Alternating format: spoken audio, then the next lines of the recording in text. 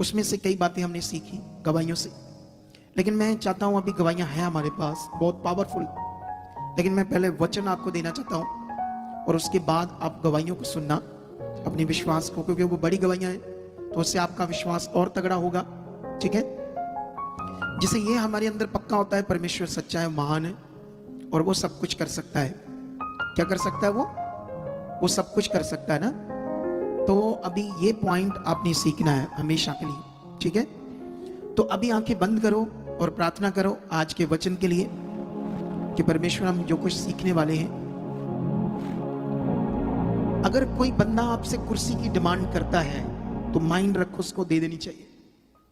कोई भी, कोई कंफर्ट फील नहीं करता नीचे, अगर उसकी डिमांड है मैं कुर्सी पर बैठना चाहता हूं तो दे सकते हैं आप लोग। ठीक है? आंखें बंद करो, अब प्रार्थना करो।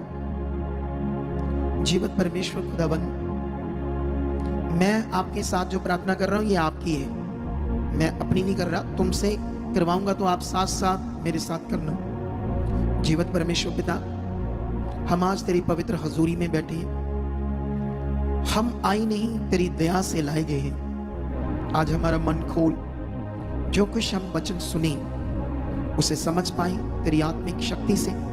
वो वचन हमारे अंदर बैठे, हमारी मन की आंखें खोल ताकि तेरे पवित्र वचन को हम समझ पाए, ताकि हम अच्छे जीवन को पाए, क्योंकि तेरा जीवन, तेरा वचन ही जीने का आधार है। मैं विश्वास करता हूं, बोलो, कि आज अंधकार की शक्तियां इस वचन को नहीं चुरा पाएंगी। मैं आज्ञाकारी बनूंगा, वचन को पूरा करूंगा, जो कुछ सुनूंगा उससे खरा और पूरा बनूंगा। ऐसा परमेश्वर यीशु मसीह के नाम से आप मेरे साथ कर चुके। ये बरकत आज यीशु के नाम से हो चुका है। आमीन। सबके लिए सिया ऊंचा बोले आमीन। तो आज हम अपना टॉपिक शुरू करेंगे। फिर से ये टॉपिक को चेक करो, भक्ति ही असल जीवन है। तो ये टॉपिक परमेश्वर ने मुझे दिया। मैं हमेशा आपको अलग अलग विषयों के ऊपर सिखाता रहता हूं ताकि आप परमेश्वर के उत्तम ज्ञान को, उत्तम वचनों को, उत्तम बातों को पकड़ सको, जिससे आपको जीवन मिले। जब आप अब वचन सुन रहे हैं तो आपको सीरियस होना पड़ेगा, फोकस बनाना पड़ेगा। अगर आप बैठे हो नीचे पीछे कहीं भी तो आप एलईडी को देख सकते हो, फोकस बना सकते हो। अगर मेरी आंखों के सामने हो तो आप मुझे देखते रहो ध्यान से, जो मैं सुन रहा। अगर आप इधर उधर देखोगे तो आपकी सोच कहीं और चले जाएगी, तो आप स्किप कर जाओगे इन जीवन की बातों को अब जो सुनने वाले हो। तो इसीलिए ये विषय बड़ा महान है। वॉलंटियर्स भी बीच में चले मत, आराम से बैठ जाएं। अगर बीच में ये जो सोल्जर वगैरह का कोई काम नहीं है तो ये भी बैठ सकते हैं, ताकि ये भी वचन सुन सकते हैं, क्योंकि शांत है सब इस समय। और जो पीछे हैं वो अपना काम पर ध्यान दो, लास्ट वाली, और ज्यादा इधर उधर कैमरे कुमरे वाले आगे से गुजरना नहीं। जिनको काम है वो अपना करते रहना, ताकि कोई भी बंदा डिस्टर्ब ना हो। कुछ टाइम, कुछ मिनटों तक सीन देते रहना बस अपनी।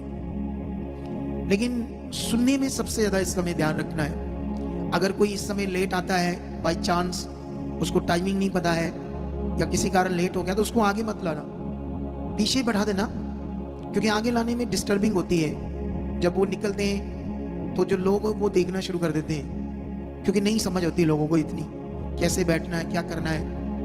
क्योंकि सब यहाँ जो लोग आते हैं वो चर्च कभी ना आए, सच्ची, वो तब आते जब उनके लिए सब रास्ते बंद हो जाते, जब वो ऐसी पीड़ा हालात में होते हैं, जब दुनिया में कोई चारा नहीं होता है, कोई सोल्यूशन नहीं होता है, कोई विकल्प नहीं होता कि कैसे हमारा भला हो, कहाँ से हो। जो कुछ वो जानते हैं धार्मिकता के बारे में, पाठ पूजा के बारे में, तो जितना जानते हैं उसको करते रहते। जब नहीं उससे भी कुछ होता, कुछ लोग पंडितों के पास जाते हैं, कुछ लोग तंत्रिक बाबों के पास जाते हैं, जादू टोना करने वालों के पास जाते हैं। लेकिन जब वो भी हल नहीं होता तो परेशान होते, कहाँ जाए। तो लोगों के लिए चर्च लास्ट स्टेशन है। ये लास्ट स्टेशन है दुनिया के लिए, चर्च, खुदा का घर। लेकिन यहां पर हम सतर्क हैं आपकी जिंदगी को लेकर, आपकी जिंदगी को बचाने के लिए। हालेलुया। तो आपकी जिंदगी बचेगी, लेकिन समझने पर। यहां सबसे बड़ा विषय है समझना। यहां पर सबसे बड़ा विषय है परमेश्वर की बात को, उसके वचन को समझना। तो आई होप, मैं बिलीव करता हूं कि तुम इसे अच्छे से समझोगे। तो मेरा टॉपिक है आज, भक्ति क्या है, क्या भक्ति ही असल जीवन है और भक्ति क्या है। इससे पहले मैं एक और पॉइंट बताना चाहता हूं आपको, ठीक है।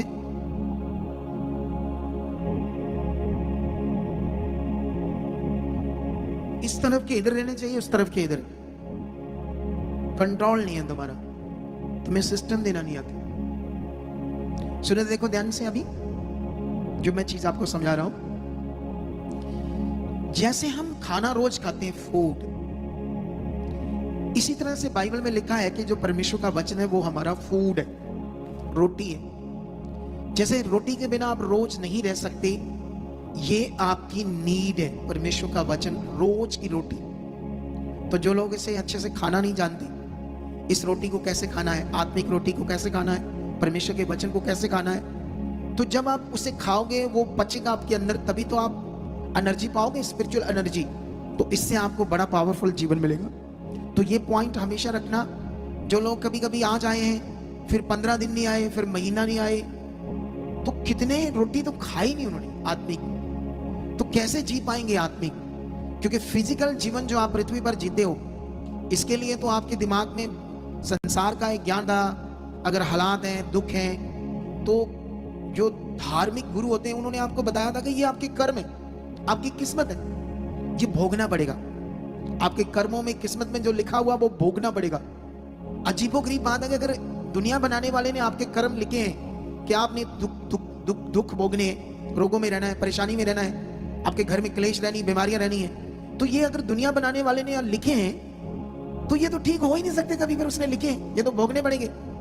अजीबोगरीब दुनिया में मैटर है। फिर इसको ठीक करवाने के लिए मनुष्यों के पास जाते हैं, जो दुकानें डाली होती, तांत्रिक बाबा, पंडित, ये वो, कुछ वो झाड़ फूक करने वाले, कुछ छोटी छोटी गद्दियां लगाकर घरों में बैठे होते हैं, वो ओढ़ पोड़ करते हैं लोगों को, छोटा मोटा। वो मनुष्य कैसे आपके लिखे हुए को बदल देंगे, जो गॉड ने लिखा आपके जीवन में सब कुछ गड़बड़। तो ये सब खिचड़ी सिस्टम बना है इस दुनिया, जिसे लोग ना जानकर अपने जीवन को खराब जी रहे हैं। लेकिन अगर तुम सही में सच्चाई को जानोगे तो बाइबल में लिखा, सत्य तुम्हें आजाद करेगा। तुम सत्य को जानोगे, सत्य तुम्हें आजाद करेगा। ये पॉइंट सीख लो। अभी मैं आपसे बात करना चाहता हूं, भक्ति क्या है।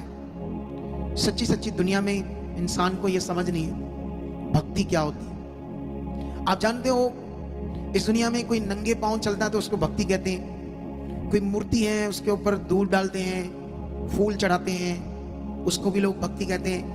किसी तस्वीर के आगे कोई दिया जलाता है, कोई जोत जलाता है, उसको भी भक्ति कहते हैं। कितनों को बात समझ आती है।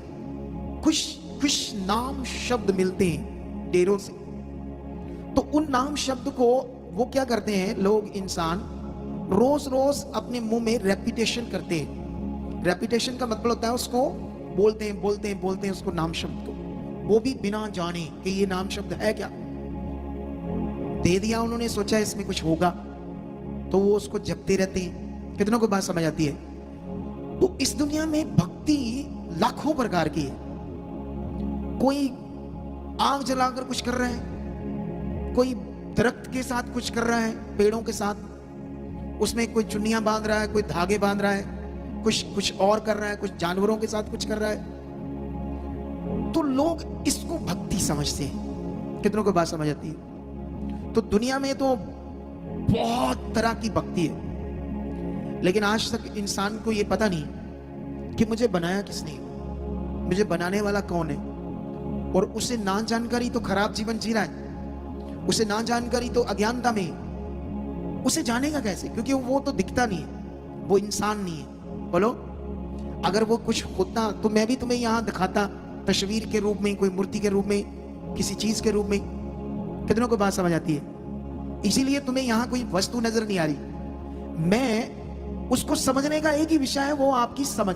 बस तुम्हें बड़ा ध्यान देकर उसे समझना होगा, क्योंकि वो ज्ञान में है। इस दुनिया का बनाने वाला किसमें है, वो ज्ञान में है, ज्ञान। और जो तुम्हें जीवन मिलना, वो भी कैसे मिलना, वो भी ज्ञान से मिलना है। क्योंकि परमेश्वर ने कहा, मेरी प्रजा मेरे ज्ञान बिना नाश हो रही है। ये बड़ा पावरफुल पॉइंट है। लेकिन अब हम जानते हैं कि दुनिया में बहुत कुछ इंसान कर रहा है, क्योंकि वो सोचता है ये भक्ति है। भक्ति क्या होती है, आज मैं ये तुम्हें समझाने वाला हूं, ताकि आप और भी अपने आप को परमेश्वर के साथ पक्का कर सको। और सच्चाई को और समझ सको। चलो मैं एक दो वचन पढ़ता हूं बाइबल से सबसे पहले आपके लिए, फिर टॉपिक में हम आज बढ़ते जाएंगे आगे। तो यहां पर पहला तिमोथियस उसका 4 का 7 और 8 वचन पढ़ते क्या लिखा, पर अशुद्ध और बूढ़ियों की सी कहानियों से अलग रह और भक्ति की साधना कर, क्योंकि देह की साधना से कम लाभ होता है, पर भक्ति सब बातों के लिए लाभदायक है, क्योंकि इस समय की और आने वाले जीवन की भी प्रतिज्ञा इसी के लिए है। अब यहां पर जो मैं आपको समझा रहा हूं, या परमेश्वर का जो वचन परमेश्वर ने हमें दिया है, तो इसे हमें समझना होगा। यहां पर लिखा इंसानों की वो बूढ़ी हो चुकी कहानियां। आज भी ऐसे ऐसे किसी की कहानी आपके सामने आएगी। एक बार मेरे ऊपर ब्लैक मैजिक हो गया था, मैं जब कुंवारा था, तो मेरे मरने वाले हालात हो गए थे। तो मेरे माता पिता इतना पढ़े लिखे नहीं थे, साइंस के बारे उन्हें समझ नहीं थी। तो मैं भी उस समय इतना पढ़ा नहीं था, शायद 9वीं क्लास में था, 10वीं क्लास में, 9वीं में था। तो गांव के स्कूल में पढ़ा, गवर्नमेंट में, तो मुझे भी इतना ज्ञान नहीं था गॉड कौन है, इस दुनिया का रचने वाला कौन है। तो जब मेरे ऊपर ब्लैक मैजिक कर दिया गया किसी से, तो मेरे ऊपर दुष्ट आत्मा आने लगा। मेरा बड़ा बुरा हाल था। मेरी माँ मुझे बड़ी जगहों पर लेकर गई। एक मेरी दादी, नानी, वो मेरी मम्मी को ना एक जगह पर, एक डेरे पर लेकर गई। वहां पर ऐसे ना एक फोटो थी सुकड़े से बंदे की, सुकड़ा सा, हड्डियां बाहर आई हुई थी। तो हड्डियां बाहर आई थी, तो लोग उसको माथा टेक रहे थे। वो मर चुका था वो इंसान। तो नीचे उसके बारे में कुछ लिखा हुआ था। तो जब मैंने भी पंजाबी में पढ़ा या लोगों ने बताया, तो वो बंदे ने 12 साल लिखा था कि रोटी नहीं खाई, सूख गई इसकी बॉडी। ठीक है, तो तब मुझे नॉलेज नहीं था। तो लोग उसको ऐसा समझ रहे थे कि बहुत बड़ा काम किया इसने। सोचकर देखो, जिसने शरीर बनाया, उसने इसको जिंदा रखने के लिए रोटी का नियम बनाया। उसने तो नहीं कहा कि तुम रोटी ना खाओ। तो ये जो मनुष्यों की अपनी तरीके हैं, लोगों को गुमराह कर देते हैं, और लोग उसको माथा टेक रहे थे इस सोच से कि ये भगवान का रूप है। ऐसे रीति रिवाज, ऐसी चीजों में लोग डूबे हुए, और लोगों को सही में समझ नहीं है कि जो दुनिया बनाने वाला है वो क्या चाहता है तुमसे, उसकी इच्छा क्या है। वहां कोई तालाब सा था, मुझे नहलाया धुलाया, वहां मैं ठीक ही नहीं हुआ। दुनिया का कोई कोना नहीं छोड़ा जब मेरे ऊपर ब्लैक मैजिक हुआ था। और यीशु से मैं नफरत करता था, और चिंगाई तो मेरी यीशु से होनी थी, और उसी से मैं नफरत करता था। कितनों के बात समझ आती है। स्कूल पढ़ते समय मुझे गोरों के बारे में मैंने पढ़ा, किस देश के साथ उन्होंने ये किया वो किया। तो जब मुझे पता चला कि गोरों का परमेश्वर है ये यीशु, तो मुझे गुस्सा आ गया, इनका परमेश्वर कितना बुरा होगा, ये कितने बुरे। तो इसलिए मैं नफरत करता था। लेकिन जब मैं चंगा हुआ, जब मेरे लिए रास्ता खुला यीशु में, जब मैंने स्टडी की, जब मैंने इसे समझा, तब मुझे समझ आया कि वो गोरों का तो था ही नहीं। बोलो, यीशु तो पैदा हुआ इजराइल में, यहूदियों में, गोरों में नहीं। और वो एशिया देश में पैदा हुआ। जैसे ये एशिया देश है, India, Pakistan, China, Malaysia, Nepal, ये सब एशिया देश है। लेकिन ये ऐसे दिमाग में मेरे बैठ गया था। लेकिन ये तो दूसरी बातें हैं। लेकिन हम वापस आते हैं अपने टॉपिक पर। परमेश्वर ने कहा ये बूढ़ी सी कहानियां जो मनुष्यों ने बनाई है, उनसे अलग रहे, क्योंकि उनसे कोई जीवन नहीं। भक्ति की साधना कर, मतलब जो परमेश्वर की भक्ति है उसकी साधना। साधना क्या होता है ये मैं समझाता हूं। हिंदी का शब्द है, आगे जाकर, ठीक है। क्योंकि देह की साधना, जैसे वो 12 साल भूखा रहा, वो देह की साधना है, वो देह का प्रैक्टिकल है। तो मनुष्यों के बनाए हुए नियम, किसी ने पेड़ों के ऊपर चुन्नियां टांग दी, धागे टांग दिए, ये होगा तुम्हारे साथ। कई लोगों के ना वो मौके से हो जाते हैं, तो कहते हैं वहां नमक चढ़ा दो, झाड़ू चढ़ा दो, ठीक हो जाएंगे। सोचकर देखो क्या क्या अंधविश्वास है दुनिया में। इसे बोलते हैं मनुष्यों के रीति रिवाज। लेकिन यहां पर लिखा है देह की साधना से कम लाभ होता है, मतलब लाभ नहीं होता, उससे कुछ नहीं लाभ होता। लेकिन भक्ति, असल में जो भक्ति है वो आपके लिए लाभ है, ठीक है। ये परमेश्वर का वचन कहता है। लेकिन अभी हम और आगे पढ़ते हैं, इसी का एक और पॉइंट पढ़ते हैं। 6 का 5 और 6 वचन, 2 वचन पढ़ते हैं। यहां पर ऐसे लिखा है 5 में, और उन मनुष्यों से व्यर्थ रगड़े झगड़े उत्पन्न होते हैं जिनकी बुद्धि बिगड़ गई और वह सत्य से वहीन हो गए और जो समझते हैं कि भक्ति कमाई का द्वार है। सोच लो, इस दुनिया में लोगों ने भक्ति को कमाई का द्वार बना लिया। समझ आ रही कि नहीं समझ आ रही? एक जगह पर मुझे लेकर गए थे, तो वहां पर उन्होंने कहा कि ये बाबा तुम्हारे साथ तब हाथ रखेगा जब आप इतने पैसे दोगे। लेकिन वो मनुष्यों के नियम है।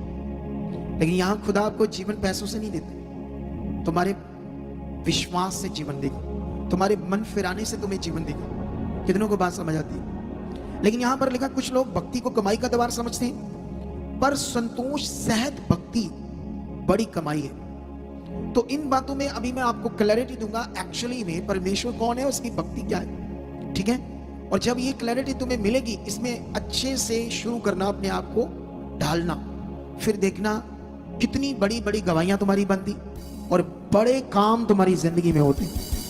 हालेलुया। चलो एक वचन और पढ़ाते तुम्हें कुलसियों की बुक से। यहां पर मैं तुम्हें एक वचन पढ़ाऊंगा जो हजारों साल पहले लिखा गया, जिन वचनों से मैं भी अनजान था, लेकिन आज परमेश्वर ने मेरी भी बुद्धि को खोला है। ठीक है? अगर तुम 21 में पढ़ोगे, कुलसियों 2 का 21, तो ये ना चखना, उसे ना छूना, इसे ना हाथ लगाना। तो दुनिया में ऐसे भी भक्ति है, ये मत खाना, ये मत छूना, ये मत करना, उसको भी भक्ति का एक पार्ट कहते हैं। कितनों को बात समझ आती है? समझ आती कि नहीं समझ आती है? अब देखो, दुनिया तो सारी किसने बनाई? एक परमेश्वर। ऐसा नहीं जैसे दुनिया में अलग अलग धर्म है तो अलग अलग गॉड है, तो उस हिसाब से समझना पड़ेगा कि ये जो आसमान है फिर ये किस गॉड का है। काफी उलझन का विषय दुनिया में। इसी उलझन के विषय को ना समझ कर ही तो दुनिया भटक रही है। धर्म धर्म से लड़ रहा है, जात जात से लड़ रहा है। इंसान बाजार में जाते, छोटी सी बात से एक दूसरे को मारने धाड़ने पर शुरू हो जाते हैं, क्योंकि वो पापी हैं। उन्हें समझ नहीं है कि हम पापी इंसान, उनके अंदर जो पाप है ना, वही मनुष्यों को मरवा रहा है, लड़वा रहा है। लोगों के पास इतना पैसा ना, कई लोगों के पास, लेकिन आज भी उनकी फैक्ट्रीज में इतनी धोखाधड़ी है। आप देखना, लोगों की दूध दही की दुकान है, तुम्हें मारने के लिए नकली मटेरियल बेचते हैं, नकली दूध, उसमें मिलावट करते हैं क्योंकि पैसा चाहिए उन्हें। उनकी बुद्धि बंद है। क्या करना, पैसा साथ तो जाना नहीं। हाँ, जरूरत है पैसे की। क्या है पैसे की? हमें ये जरूरत की चीज है। तुम्हें बहुत देगा, तुम्हारी सोच से भी ज्यादा देगा परमेश्वर, लेकिन तुम्हें सत्य पर चलना होगा। तुम्हें कोई भी ऐसा काम नहीं करना जिससे मनुष्यों का नुकसान हो। तुम्हें नशा नहीं बेचना। तुम्हारा खाने पीने का कोई है, कोई रेस्टोरेंट है, कोई रेडी है, कुछ भी है, तो अच्छा ऑयल वगैरह यूज करो, अच्छा मटेरियल यूज करो, चाहे पैसे कम बचे, लेकिन मनुष्यों के साथ धोखा ना करो। तुम बड़े बड़े 5 स्टार होटल्स में जाओ, रेस्टोरेंट्स में, गंदे रिफाइंड्स यूज करते हैं, इतना लालच है उन्हें, सस्ते वाले। कितनों को बात समझ आती है? क्योंकि लालच पैसे का। 10-10 दिन के बासी फ्रीजर्स में लगे हुए खाने को वो गर्म करके तड़के लगा के मसाले अच्छे से खुशबूदार मसाले डालकर तुम्हें बासी खाना दे रहे। लालच है, लालच। लालच कहां से आए? पाप से। मनुष्य पापी। बाइबल का कॉन्सेप्ट इसलिए बड़ा है। तुम जब भी तुम्हारा कोई रेस्टोरेंट होगा या तुम्हारा कोई भी खाने पीने का अच्छे से साफ सुथरा खिलाना, तुम्हें खुदा इतनी बरकत देगा ना।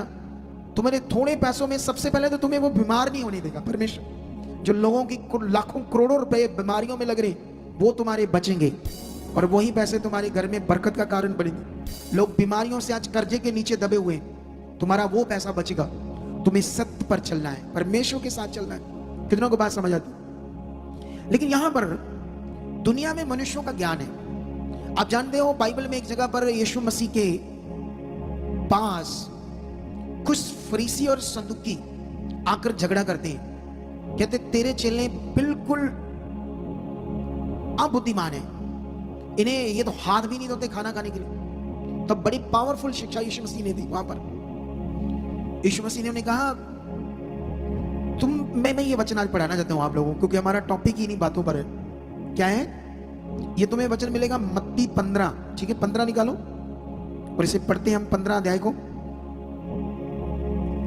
मेरे टॉपिक में यह वचन नहीं था, लेकिन पवित्र आत्मा ने दे दिया। 15 में ऐसे लिखा, तब यरूशलेम से कुछ फरीसी और शास्त्री यीशु के पास आकर कहने लगे, तेरे चेले पूर्वजों की परंपराओं को क्यों टालते हैं कि बिना हाथ धोए रोटी खाते हैं? उसने उनको उत्तर दिया, तुम भी अपनी परंपराओं के कारण परमेश्वर की आज्ञा टालते हो, क्योंकि परमेश्वर ने कहा अपने माता पिता का आदर करना, और जो कोई माता पिता का बुरा कहे, माता पिता को बुरा कहे, वह मार डाला जाए। लेकिन यहां पर अगर तुम चेक करोगे तो यीशु मसीह उन्हें वचन दे रहे हैं उन शास्त्रियों को। शास्त्री कौन होते हैं पता आपको? जो शास्त्रों का, ग्रंथों का ज्ञान रखते हैं उन्हें शास्त्री बोलते हैं। इसका मतलब वो कितने बुद्धिमान थे, कितने शास्त्रों का उनके पास ज्ञान था, जिन्होंने यीशु मसीह को क्वेश्चन पुट किया और चेलों को डाउन करने की कोशिश की, रदने की कोशिश की अपनी बातों से। लेकिन यीशु मसीह ने उन्हें वचन दिया, तुम भी अपनी परंपराओं के कारण परमेश्वर के वचन को टालते हो। यशायाह ने तुम्हारे विषय ठीक भविष्यवाणी की, तुम होठों से तो उसका नाम जपते हो, धन्यवाद करते हो, जो भी गॉड है किसी का भी, ठीक है, होठों से तो उसका नाम जपते हो, लेकिन तुम्हारा मन उस गॉड से, असल गॉड से दूर है। यशायाह ने यह भविष्यवाणी की थी। कितनों को बात समझ आती है? ऐसे लिखा, ये लोग होठों से मेरा आदर करते हैं पर उनका मन मुझसे दूर है। ये 8 पढ़ रहा 15 का। और ये व्यर्थ मेरी उपासना करते हैं, क्योंकि मनुष्यों की विधियों को धर्म उपदेश करके सिखाते हैं। ये ज्ञान को अपने दिमाग में रखना, अगर बेस्ट लाइफ चाहिए तो, अगर जबरदस्त लाइफ चाहिए तो। लेकिन यहां पर अगर तुम यहां नीचे पढ़ोगे तो यीशु मसीह ने 10 में कहा, तब उसने लोगों को अपने पास बुलाकर कहा, सुनो और समझो, जो मुंह में जाता है वह मनुष्य को अशुद्ध नहीं करता, पर जो मुंह से निकलता है वही मनुष्य को अशुद्ध करता है। जो तुम खाते हो, क्योंकि खाने पीने वाली चीजों के लेकर भी इस दुनिया में ज्ञान है। ये ना छूना, ये ना खाना, डेरों में कई तरह का ज्ञान है। आप जानते हो शेर को किसने बनाया? बोलो। परमेश्वर ने। वेजिटेरियन है ना शेर, क्या खाता है वो? घास। घास खाता है ना, पत्ते, घास शेर। मछलियां क्या खाती है? और जानवर क्या खाते हैं? तो ये परमेश्वर ने डिफरेंट तरीके से उन्हें बनाया। अब परमेश्वर की ये मर्जी है ऐसा बनाना। इंसान की जो बुद्धि सोच है बड़ी अच्छी परमेश्वर ने दी इंसान, लेकिन वो उल्टा सोचते हैं। गॉड को ना समझ करके वो कौन है, क्या है, उसकी मर्जी क्या है, उल्टा पुल्टा उसके बारे में सोचते हैं। क्योंकि खुद को तो समझ नहीं। खुद के लिए तो तुम एक जो बाल है तुम्हारा सफेद हो गया, उसे अपनी शक्ति से, शब्दों से चिट सफेद बाल को काला कर सकते हो? इतना भी दम नहीं है इंसान के पास। अपने मतलब एक दिन, एक घंटा भी अपनी मौत आने से अपने आप को नहीं बचा सकता इंसान। तो उस दुनिया बनाने वाले को समझना पड़ेगा, तब जाकर आपको समझ आएगी वो कौन है। लेकिन यहां पर ये बड़ी अच्छी बात हुई। लेकिन कुर्सियों में वापस आते हैं, क्यों? वहां पर ये लिखा है ऐसी बातें, क्योंकि ये बातें हमारे लिए बड़ी है, तुम्हारे को उलझन से निकालकर जबरदस्त जीवन देगी।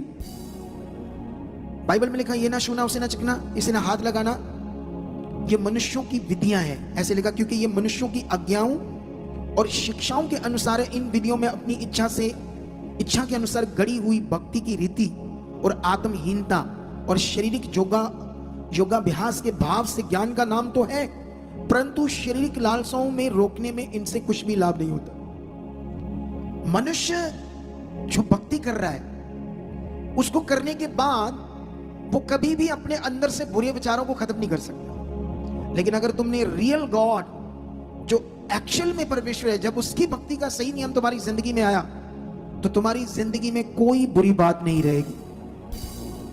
ना तुम्हारे अंदर बुरे विचार होंगे, ना गंदे विचार होंगे, ना बुरी बातें होंगी, ना छल की बातें होंगी, ना झूठ की बातें होंगी, ना विरोध की, ना बुरी। तुम उस गॉड की तरह बनते जाओगे, पवित्र बनते जाओगे। जब तुम्हें यह नियम समझ आएगा, तब तुम होंगे असली मनुष्य, तब तुम्हारा होगा असली जीवन, जिसके लिए परमेश्वर ने तुम्हें पैदा किया है। अब इसके लिए जो चीजें मैंने तुम्हें समझाई, एक तरफ दुनिया के पास संसार की भक्ति जो शरीर से करते हैं और मटीरियलिस्ट चीजों से करते हैं, लेकिन परमेश्वर की भक्ति मटीरियलिस्ट चीजों से नहीं होती।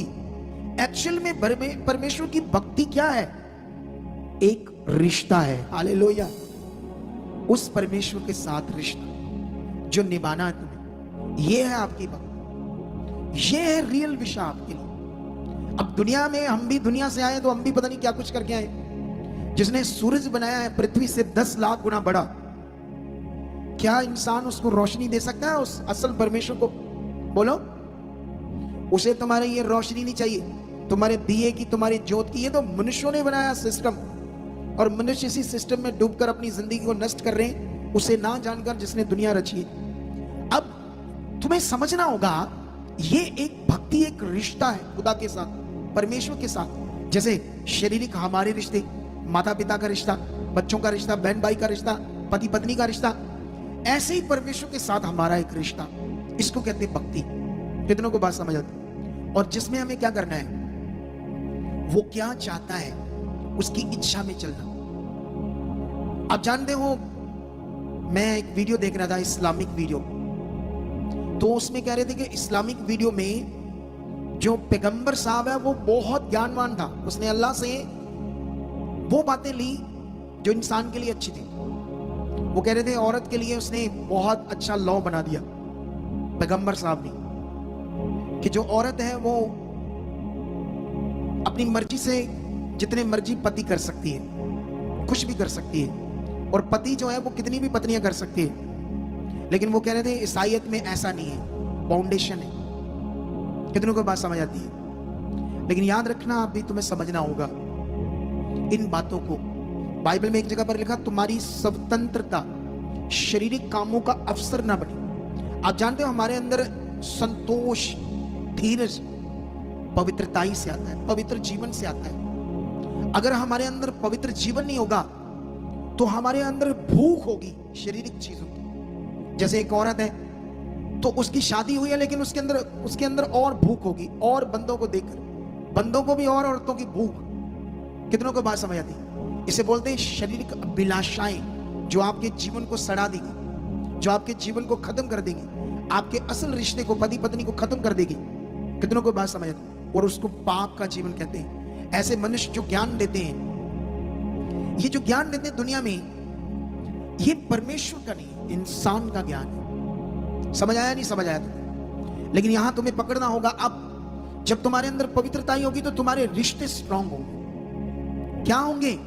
जब तुम्हें सही में परमेश्वर की भक्ति करना समझ आ जाएगा, और इसमें परमेश्वर तुम्हारी खुद मदद करेगा। क्योंकि बाइबल में लिखा, धार्मिक जीवन ये नहीं कि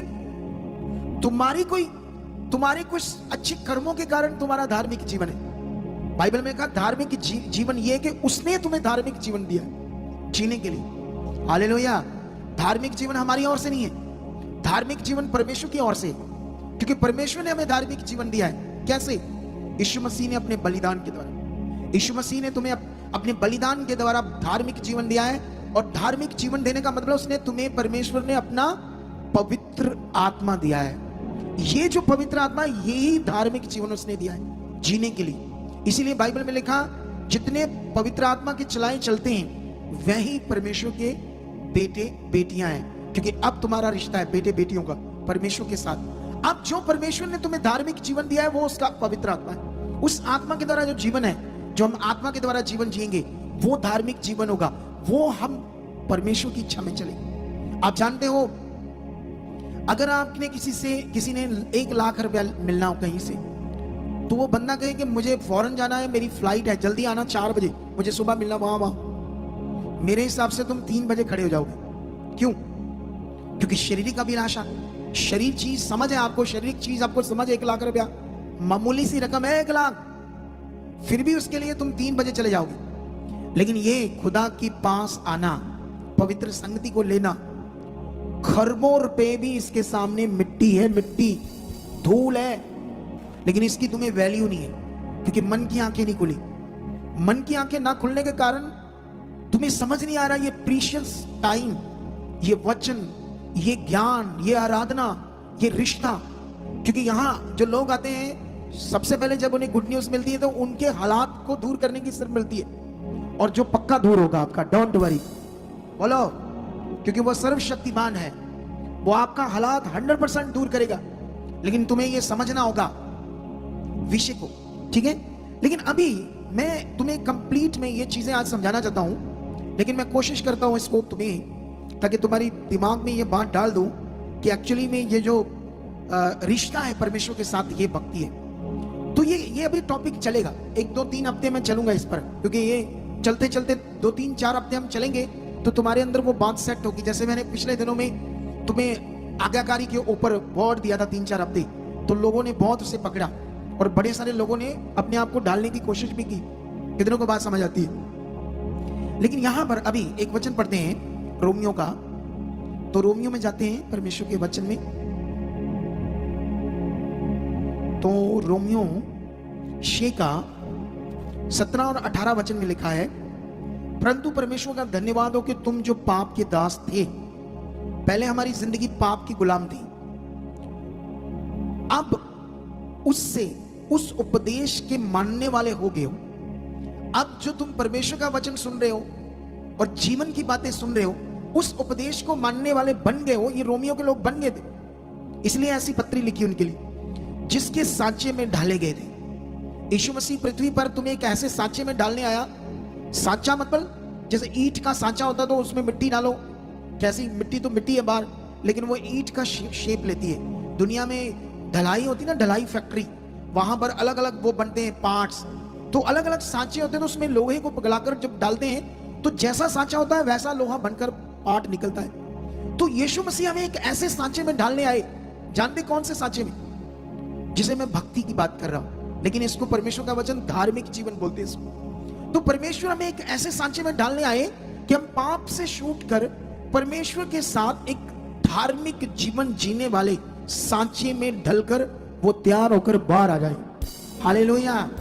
और जब तक तुम ये समझ नहीं पाओगे ज्ञान को, तुम पृथ्वी पर जैसे पहले भटके हुए थे और पत्थर, मिट्टी, इंसानों की रीति रिवाज, उन मटीरियलिस्ट चीजों में ढूंढ रहे थे जीवन को, भगवान को, तो उसमें कैसे हो सकता है? वो तो मनुष्य के हाथ की बनाई चीजें, वो तो मटीरियलिस्ट चीजें, वो तो उस गॉड के बनाए हुए गन है। तो उनको पकड़कर इंसानों ने अपनी बुद्धि से कुछ बना दिया और सोचा इसमें जीवन है।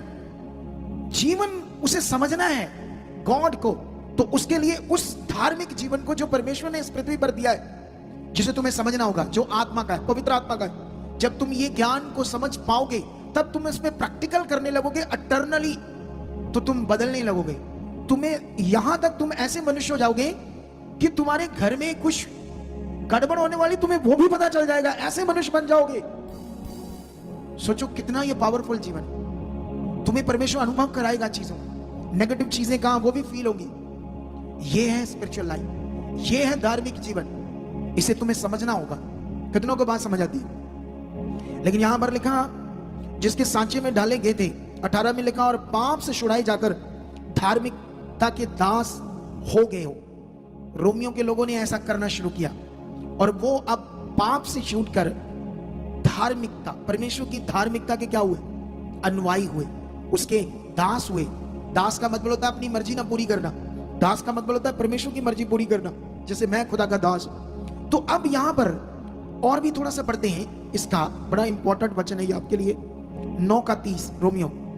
अतः हम क्या कहें, ये कि अन्य जातियों ने जो धार्मिकता की खोज नहीं करते थे, धार्मिकता प्राप्त की, अर्थात उस धार्मिकता को जो विश्वास से है, परंतु इजरायली जो धर्म की व्यवस्था की खोज करते थे उस व्यवस्था तक नहीं पहुंचे। किस लिए? इसलिए कि वह विश्वास से नहीं परंतु मानव कर्मों से उसकी खोज करते थे। उन्होंने उस ठोकर के पत्थर पर ठोकर खाई, क्योंकि जैसा लिखा है, देखो मैं सिय्योन में एक ठेस लगने का पत्थर और ठोकर खाने की चट्टान रखता हूं, और जो उस पर विश्वास करेंगे वे लज्जित ना होंगे। ये गहरे वचन है, मैं कोशिश करता तुम्हें समझाने की। इजरायली एक ऐसा वंश था पृथ्वी पर, एक ऐसा पार्ट था जो दुनिया के बनाने वाले के साथ था, और उन्हीं से दुनिया भटकती भटकती, बाइबल पढ़ोगे तो उन्होंने पत्थर मिट्टी की चीजों को बनाकर उनमें जीवन और भगवान को खोजना की कोशिश की। बाइबल में तुम चेक करोगे तुम्हें समझ आ जाएगा, ठीक है। लेकिन इजरायली जो थे उनके पास भी कुछ मटीरियलिस्ट चीजों की व्यवस्था थी उस समय, और उसी में वो लिप्त होगी। उससे ऊपर वो अंदर से अटर्नली जो गॉड को समझना था। हम परमेश्वर को अंदर से समझ सकते हैं। अगर आपने जीवन पाना तो ये अंदर से होना है, बाहर शरीर के ऊपर कुछ लगाने से तुम्हें जीवन नहीं मिलना है। कितनों को बात समझ आती है? ये विषय इतना पावरफुल। लेकिन यहां पर वो लोग उस धार्मिकता तक नहीं पहुंच पाए क्योंकि वो मटीरियलिस्ट चीजों से, कर्मों से, मटीरियलिस्ट चीजों के कर्मों से, जो वेदी थी उस पर बलिदान चढ़ाने थे, ये करना था, बड़ा कुछ था, वो उसमें लिप्त हो गए। इसलिए वो उस धार्मिकता पर जो यीशु मसीह के द्वारा पृथ्वी पर परमेश्वर ने दी, उस तक नहीं पहुंचे। 10 में लिखा, हे भाइयों, मेरे मन की अभिलाषा और उनके लिए परमेश्वर से मेरी प्रार्थना है कि वह उद्धार पाए। किन के लिए? इजरायलियों के लिए बात हो रही है, क्योंकि मैं उनकी गवाही देता हूं, उनको परमेश्वर के लिए धुन तो रहती है परंतु बुद्धिमानी के साथ नहीं, क्योंकि वह परमेश्वर की धार्मिकता से अनजान होकर अपनी ही धार्मिकता स्थापित करने का जतन करके परमेश्वर की धार्मिकता के अधीन ना हुए। हालेलुया, कितना पावरफुल वचन है ये। इजरायली भी परमेश्वर की धार्मिकता से अनजान रह गए क्योंकि वो अपनी धार्मिकता को स्थापित करते रहे। आज यही दुनिया में हो रहा है और जिससे मनुष्य परेशान है। आप जानते हो ये टेक्नोलॉजी का युग है, टेक्नोलॉजी बढ़ रही है, अभी और बढ़ेगी।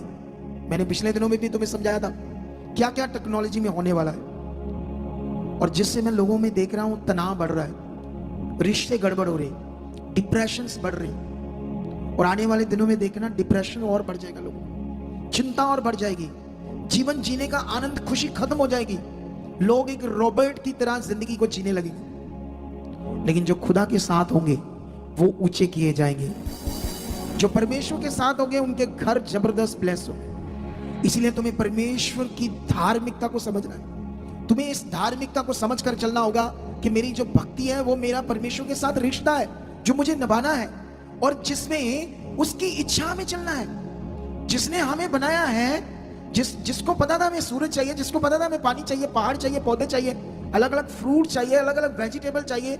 अगर एक ही सब्जी होती सिर्फ बैंगन, तो तुम्हारा क्या होता? बोलो।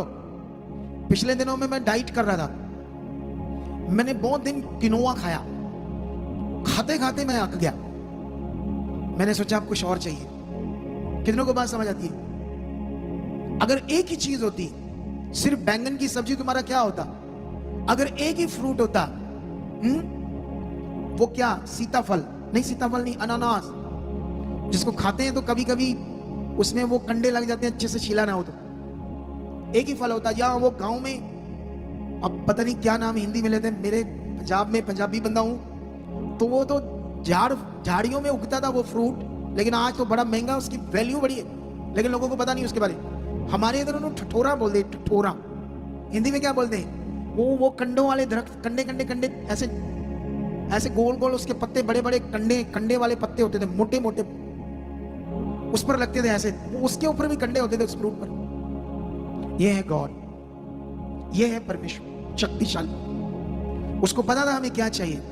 आज वो जो हमें कह रहा है वो जीवन है, लेकिन हमारे अंदर हमारी अभिलाषाएं हैं। और इसके लिए मैं तुम्हें एक वचन पढ़ाता हूं। यहां गड़बड़ क्या है? जब तुम्हारा फिजिकल जीवन होगा तो तुम कभी सुख नहीं पाओगे, तुम कभी शांति से जिंदगी जी नहीं पाओगे जब तुम शारीरिक जीवन जियोगे। अगर तुम आत्मिक जीवन से ही तुम्हें वो चीज मिलेगी जो तुम्हें चाहिए। लेकिन यहां पर मैं तुम्हें समझाता हूं एक वचन पढ़ाकर, ठीक है? गलातियों की पुस्तक 5 में जाओ, उसका 16 से पढ़ते क्या लिखा? पर मैं कहता हूं आत्मा के अनुसार चलो तो तुम शरीर की लालसा किसी रीति से पूरी ना करोगे, क्योंकि शरीर आत्मा के विरोध में और आत्मा शरीर के विरोध में लालसा करता है, और ये एक दूसरे के विरोधी हैं, इसलिए कि जो तुम करना चाहते हो वह करने ना पाओ। और यदि तुम आत्मा के चलाए चलते हो तो व्यवस्था के अधीन न रहे।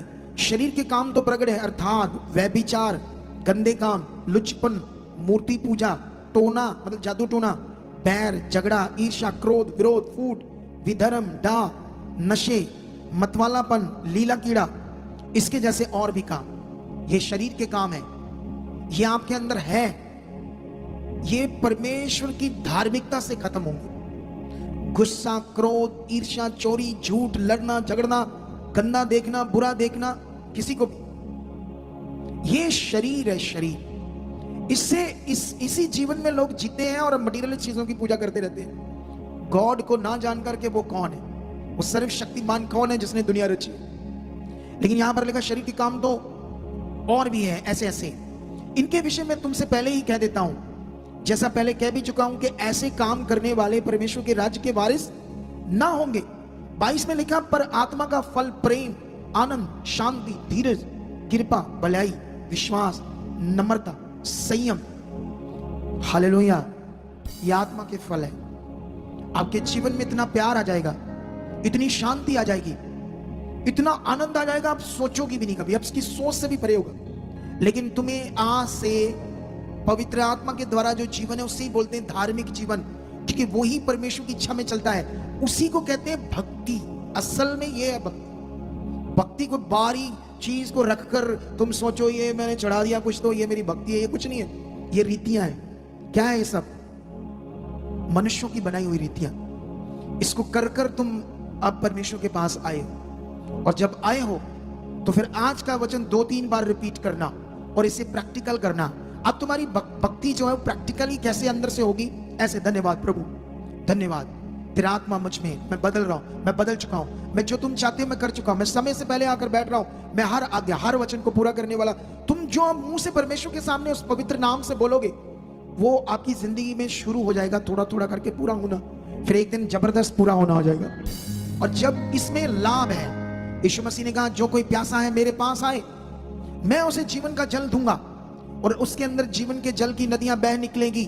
यीशु मसीह ने यह वचन पवित्र आत्मा के विषय में कहा था, जो कोई प्यासा है मेरे पास आए और मैं उसे जीवन का जल दूंगा, और फिर उसके अंदर जीवन के जल की नदियां बह निकलेंगी। मतलब परमेश्वर की धार्मिक जीवन की नदियां जो पवित्र आत्मा के द्वारा है। पवित्र आत्मा का नाम भी नहीं मैंने सुना था दुनिया में, मैं इतनी जगहों पर गया था। कितनों को बात समझ आती है?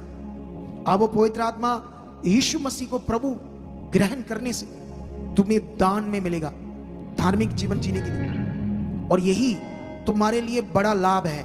और कभी कभी हम जो आज्ञाएं सुनते हैं उसे क्यों नहीं मानते? क्योंकि हम शारीरिक हैं, और जो शारीरिक है तुम पृथ्वी पर परेशान क्यों, दुखी क्यों? तुम्हें ये जीवन परमेश्वर ने दुख देने के लिए थोड़ी दिया है। ये तो मनुष्यों का ज्ञान है जो तुम पकड़ कर बैठे हो कि अभी हमारे चर्चेस वाले भी यही बीच में मिक्स करके आपको ओ प्रभु तुम्हारी परीक्षाएं लेगा, ये करेगा वो करेगा तुम्हारे साथ, तुम्हें चक्की की तरह पीसेगा पहले, फिर तुम्हें ठीक करेगा, फिर तुम्हारा अच्छा करेगा। ले, वो कुछ नहीं ऐसा करता, वो बस प्यार करता।